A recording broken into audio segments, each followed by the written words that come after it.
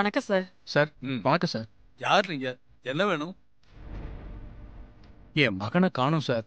அதான் கம்ப்ளைண்ட் கொடுக்கலான்னு வந்தோம். மகனை காணாமா? என்ன வயசு? அவனுக்கு ஒரு 30 வயசு இருக்கும் சார். கொஞ்சம் புத்தி சுவாதனை இல்லாத பையன் சார். இன்ஸ்பெக்டர், சப் இன்ஸ்பெக்டர் 2 பேருமே ஸ்டேஷன்ல இல்ல, வெளியே போயிருக்காங்க. கொஞ்சம் வெயிட் பண்ணுங்க, அவங்க வந்துட்டோம். சரிங்க சார். வா.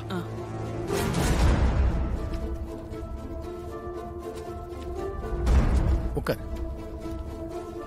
எங்க ரொம்ப பயமா இருக்குங்க. நம்ம பையன் கிடைச்சிடுவானா? நீ கவலைப்படாத. இன்ஸ்பெக்டர் வந்தது சொல்லுவோம், அவங்க கண்டுபிடிச்சிருவாங்க. சரிங்க. கொஞ்சம் சீக்கிரமா போங்க.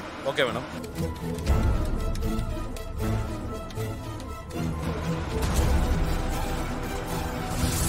சார்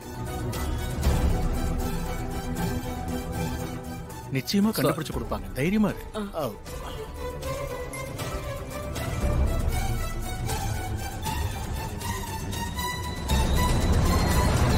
யோ ராஜாமணி சார், இங்க வாயா. சார் யாரு அவங்க? என்ன கேஸ்? சார், அவங்க பையனை காணாமா, மிஸ்ஸிங் கேஸ் சார்.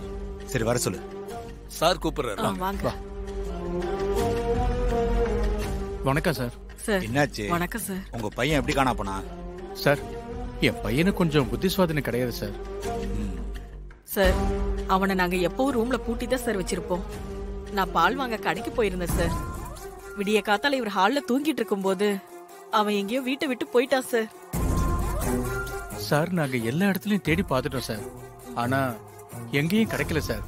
நீங்க தான் சார் எப்படியாவது கண்டுபிடிச்சு கொடுக்கணும். உங்க பையன் பேர் என்ன? போட்டோ அடையாளம் எதுவும் கொண்டு வந்திருக்கீங்களா? இருக்கு சார். இந்தாங்க சார்.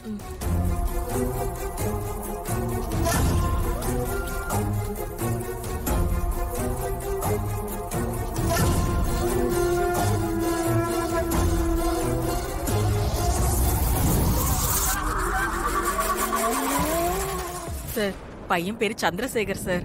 நாங்க சந்துருன்னு கூப்பிடுவோம்.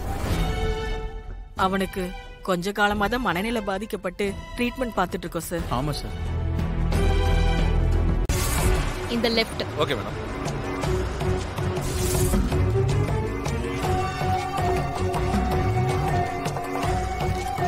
அம்மா, நீங்க எந்த ஏரியால இருக்கீங்க?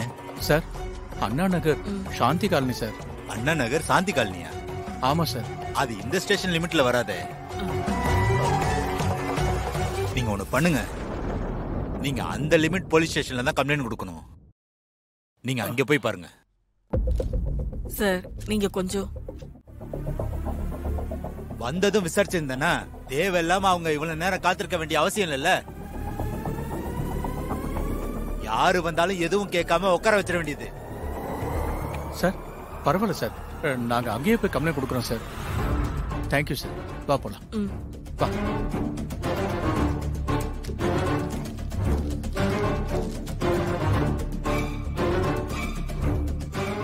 அந்த ஸ்டேஷன் போலாம். கவலைப்படாத, அந்த ஸ்டேஷன்ல போய் கம்ப்ளைண்ட் கொடுப்போம். சரிங்க, சீக்கிரம் போலாம்.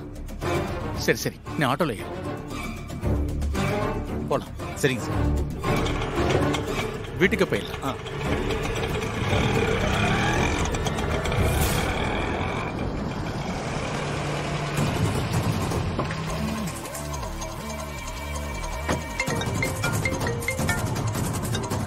ஹலோ மேடம், நீங்க அனுப்புன போன் நம்பரை நான் ட்ரேஸ் அவுட் பண்ணிட்டேன். லொகேஷன் உங்க வீட்டை தான் காட்டுது. யோ, அது தெரியும். என் வீட்ல இருந்த ஒரு ஆளோட நம்பர் தான் நான் கொடுத்தேன். அவங்க எங்க போறாங்க வராங்கன்னு அவங்க ஆக்டிவிட்டிஸை ஃபாலோ பண்ணி சொல்லுங்க. Okay madam. மேடம், தெரியலையே. நீங்க யாரு? என்னது, எங்களுக்கு தெரியலையா? எனக்கு தெரியாதுங்க. என்ன துர்கா இப்படி சொல்ற? உண்மையிலேயே எங்களை உனக்கு தெரியலையா? ஆமா, தெரியலன்னா தெரியலன்னு தானே சொல்ல முடியும். ஆமா, நீங்க யாரு? என்ன துர்கா விளையாடுற? நாங்க தான் உன் மாமனாரும் மாமியாரும். உன் புருஷ சந்துருவோட அம்மா அப்பா. அது கூட மறந்து போச்சா உனக்கு? இங்க பாருங்க, நீங்க என்ன வேற யாரோ நினைச்சு பேசிட்டு இருக்கீங்க போல. என் ஹஸ்பண்ட் பேரு சந்துரு இல்ல, சூர்யா.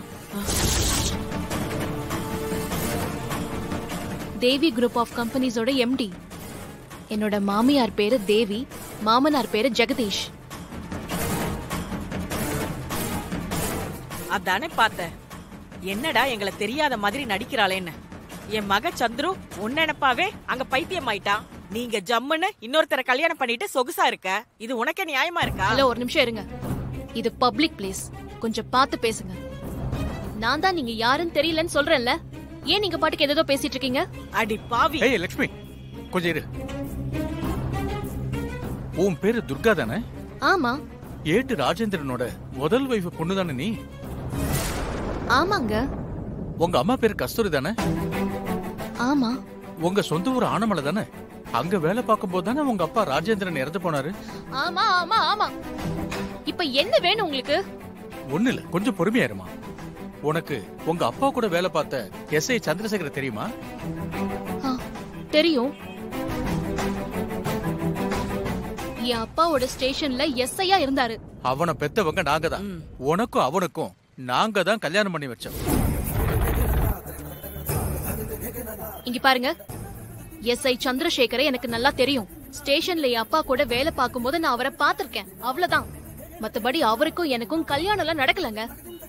இவ்வளவு தூரம் நாங்க சொல்றோம், கல்யாணம் ஆகாம தான் உன் பூர்வீக கதையெல்லாம் சொல்லிட்டு இருக்கம்மா.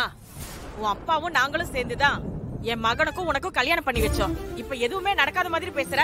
இது பாருங்க, ஏதோ வயசுக்கு மரியாதை கொடுத்து அமைதியா பேசிட்டு இருக்கேன். என் அப்பா கூட வேலை பார்த்த எஸ்ஐ சந்திரசேகரா எனக்கு அவர் தெரியுங்கிறது உண்மை, அவ்வளவுதான். மத்தபடி அவர்கிட்ட நான் தனிப்பட்ட முறையில சந்திச்சதும் கிடையாது, பேசிக்கிட்டதும் கிடையாது. ஐயோ, என்னங்க நீங்க பாட்டுக்கு திரும்ப திரும்ப எனக்கு அவர் கூட கல்யாணம் ஆயிடுச்சு, என் அப்பா தான் கல்யாணம் பண்ணி வச்சாருன்னு போய் சொல்லிட்டு இருக்கீங்க. எனக்கு ஒண்ணுமே புரியல. நீங்க ஏதோ குழப்பத்துல இருக்கீங்க போல. எனக்கு நிறைய வேலை இருக்கு. தேவையில்லாம தொந்தரவு பண்ணாம இங்க இருந்து கிளம்புங்க.